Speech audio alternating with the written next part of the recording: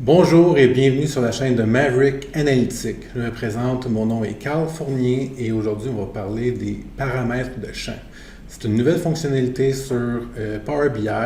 Ça permet de changer un peu tout ce qu'on veut dans un graphique. On peut changer les axes des X, les axes des Y. On peut faire un peu ce qu'on veut avec ça. Donc ça donne beaucoup de flexibilité. Donc de ce pas, je vais vous montrer ça sur mon écran. Pour vous mettre en contexte, admettons qu'on voudrait changer l'axe des X dans mon graphique de détail du produit, mais qu'on ne veut pas nécessairement avoir à creuser à l'intérieur même du graphique. On voudrait avoir des boutons qui nous permettraient de faire cette modification-là. Bien, les paramètres de champ vont nous permettre de faire exactement ce qu'on veut dans ce cas-ci, et c'est pas très compliqué à utiliser. Donc, on a simplement à venir dans l'onglet modélisation et à venir dans nouveaux paramètres.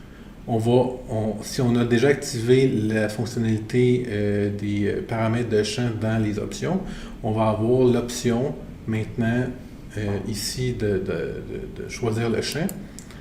Et on va avoir un beau panneau qui va nous apparaître. On va pouvoir choisir le nom du paramètre. Dans ce cas-ci, on va pouvoir l'appeler axe Y pour changer cet axe-là. Et admettons qu'on veut avoir les territoires, les continents. On voudrait aussi avoir la possibilité de choisir selon le nom de modèle et le product name. Donc, on aurait 4 options qui nous permettraient de faire cette modification-là. On a simplement à les faire créer. Et à ce moment-là, on va avoir un segment qui va apparaître automatiquement si on a laissé la case cochée de notre segment. Et on va voir en même temps une belle formule, cette formule-là ici, qui a été créée par le fait qu'on a créé notre paramètre.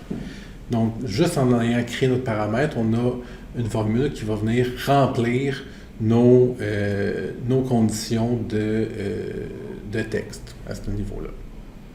Donc, on rapetisse cette fenêtre-là, on vient simplement la mettre à la bonne place dans le bon format. Là, présentement, si on clique dessus, il n'y a rien qui se passe parce qu'on n'a encore rien lié par rapport à notre graphique actuellement. Donc, il est encore resté à la même fonctionnalité, mais on va faire de ce pas. Donc, dans notre graphique de détail par produit, on a catégorie name, somme catégorie name et name. On va simplement les enlever. Et on va venir, si vous avez bien vu aussi, dans le panneau des champs, il y a un nouveau champ qui est apparu, une nouvelle table, qui est axe des Y, comme qu'on a créé tantôt de manière automatique. Donc, si on vient simplement glisser dans le champ ligne notre nouveau champ axe des Y, on a maintenant la possibilité de changer les axes des Y simplement en pesant sur un petit bouton et pas besoin d'avoir non plus un drill down, de creuser à l'intérieur de notre graphique. Si on veut vraiment avoir des boutons et non pas avoir des cases à cocher, on pourrait venir changer dans la mise en forme, paramètres du segment, orientation pour le mettre en horizontal. Et maintenant, on a des boutons, donc on peut juste redimensionner notre graphique pour que tout corresponde. C'est pas plus compliqué que ça. C'est une belle fonctionnalité. On peut l'utiliser à plein de choses. On pourrait aussi le faire axe des X, axe des Y. On pourrait changer ça sur plusieurs graphiques en même temps. On pourrait, en tout cas, toutes les possibilités sont là.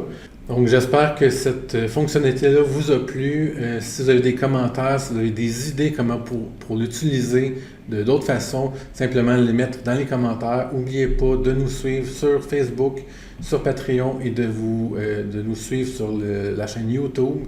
Donc, sur ce, à une prochaine vidéo.